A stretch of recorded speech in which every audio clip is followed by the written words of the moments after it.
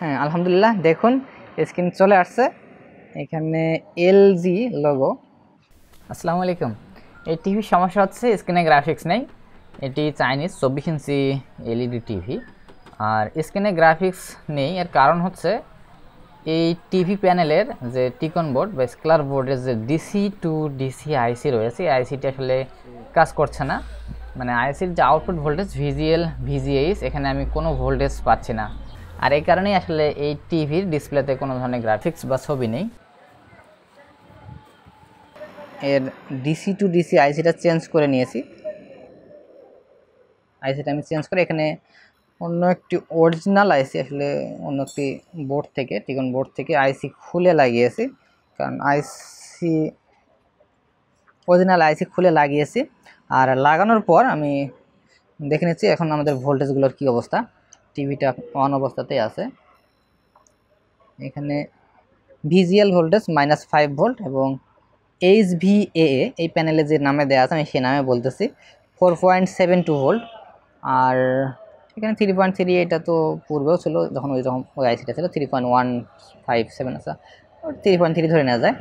আর এখানে হচ্ছে VAA 11.37 volt, আর এখানে হচ্ছে VGH। দেখুন এখানে কোনো ভোল্টেজ পাচ্ছি না। এই আইসি লাগানোর পর সবগুলো ভোল্টেজ পেলেও শুধুমাত্র এখানে VGH এবং শুধুমাত্র VGH ভোল্টেজটি কিন্তু মিসিং, VGH ভোল্টেজ পাচ্ছি না। VGH ছাড়া অন্যান্য সবগুলো ভোল্টেজ কিন্তু অ্যাকুরেটলি আছে এবং আইসিটা ঠিকমতো কাজ করতেছে, আর আইসি কিন্তু একদম অ্যাকুরেট লাগা আছে। তারপরেও যেহেতু VGH ভোল্টেজ আসতেছে না, আমি এখানকার জেনার এবং মসফেটগুলো চেক করে দেখেছি, কিন্তু তারপরেও ভোল্টেজ কিন্তু আমি পাইনি। আমি ভোল্টেজটি পূর্বেই মেপেছি, তো ভোল্টেজ পাইনি, আর VGH ভোল্টেজ পাইনি। আর স্ক্রিনের অবস্থা দেখুন, এখন স্ক্রিন কিন্তু এখনও ব্ল্যাক আছে, কোনো ধরনের গ্রাফিক্স নেই স্ক্রিনে, পূর্বের মতোই আছে। অন্যান্য ভোল্টেজ পেলে VGH যেহেতু নেই, তো যেহেতু VGH নেই আমি এখানে একটি মডিউল লাগিয়েছি। এই মডিউল সংক্রান্ত ভিডিও আমার চ্যানেলে আছে, চাইলে সেই ভিডিওটি দেখে নিতে পারেন।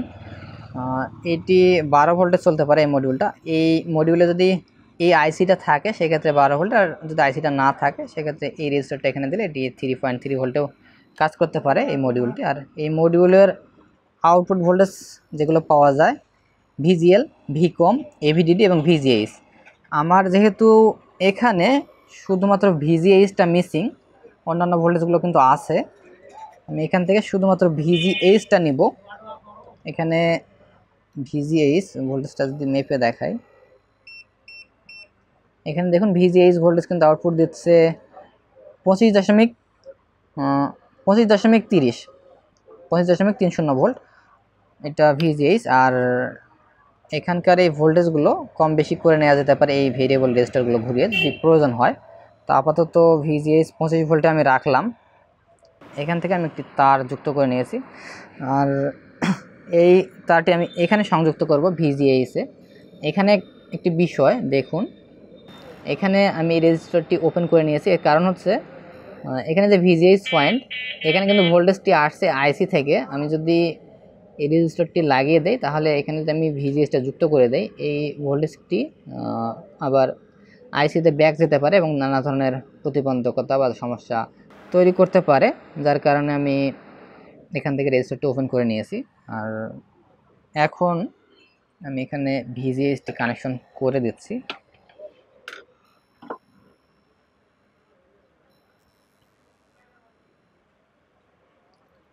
Connection complete.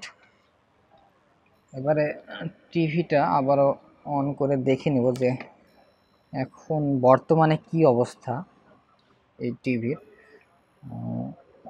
VGH voltage missing ছিল এবং আইসি চেঞ্জ করা হয়েছে, অন্যান্য ভোল্টেজগুলো সবগুলোই মিসিং ছিল, যার কারণে আইসি চেঞ্জ করা হয়েছে এবং VGHটা কোনোভাবেই কমপ্লিট করা যাচ্ছিল না, যার কারণে আলাদা মডিউল লাগিয়ে নিলাম। হ্যাঁ আলহামদুলিল্লাহ দেখুন স্ক্রিন চলে আসছে, এখানে এলজি লোগো। আর পুরো স্ক্রিনের জন্য অপেক্ষা করতেছি। হ্যাঁ স্ক্রিন চলে আসছে, নো সিগন্যাল। তো আলহামদুলিল্লাহ এই মডিউলটি ব্যবহার করে আমি আপনাদের আজকে একটি সাকসেসফুল কাজ দেখালাম। আর এই মডিউলটি আসলে আপনারা কোথায় পাবেন এবং মডিউলটি কোন কোন জায়গায় আপনারা ব্যবহার করতে পারবেন এই বিষয়টি একটু জেনে রাখুন, কারণ এই মডিউলটি কিন্তু সব প্যানেলে কাজ করবে না।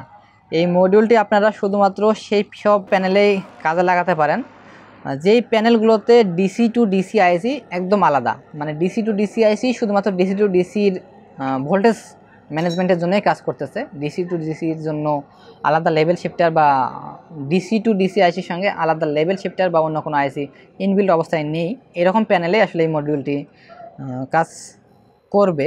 আর যে সকল প্যানেলে ডিসি টু ডিসি আইসির সঙ্গে লেভেল শিফটার এবং অন্যান্য সেকশনের আইসি ইনবিল্ড অবস্থায় থাকে ডিসি টু ডিসি আইসির সঙ্গে, সে সকল জায়গায় যদি ডিসি টু ডিসি আইসি নষ্ট হয়ে যায় সে সকল জায়গায় এই মডিউলটি লাগালে কিন্তু কাজ হবে না। এই মডিউলটি শুধুমাত্র আউটপুট ভোল্টেজ অর্থাৎ ডিসি টু ডিসি আইসির আউটপুট ভোল্টেজগুলোই দিতে পারে।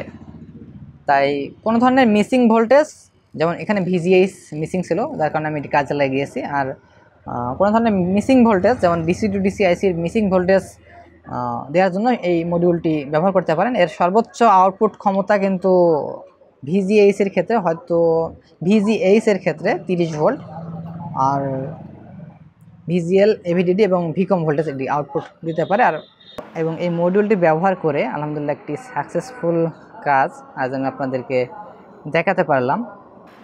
তবে এখানে অনেকে বলবেন যে এই মডিউলটি ব্যবহার না করে, হ্যাঁ মডিউলটি ব্যবহার না করে আপনি আলাদা স্কেলার থেকেও কিন্তু আসলে ভিজিএইচ ভোল্টেজ সংগ্রহ করে এখানে দিলেও কিন্তু হতো, অথবা যদি বুস্টার যে সার্কিটগুলো পাওয়া যায় বুস্টার সার্কিট ব্যবহার করে আসলে এখানে 13 ভোল্ট বা 26 ভোল্ট মানে 26 ভোল্ট দিয়ে দিলে তাও কিন্তু কাজ করতো। আর আমার হাতে যেহেতু এই মডিউলটি ছিল আমি মডিউলটি ব্যবহার করেই আসলে কাজটি করলাম।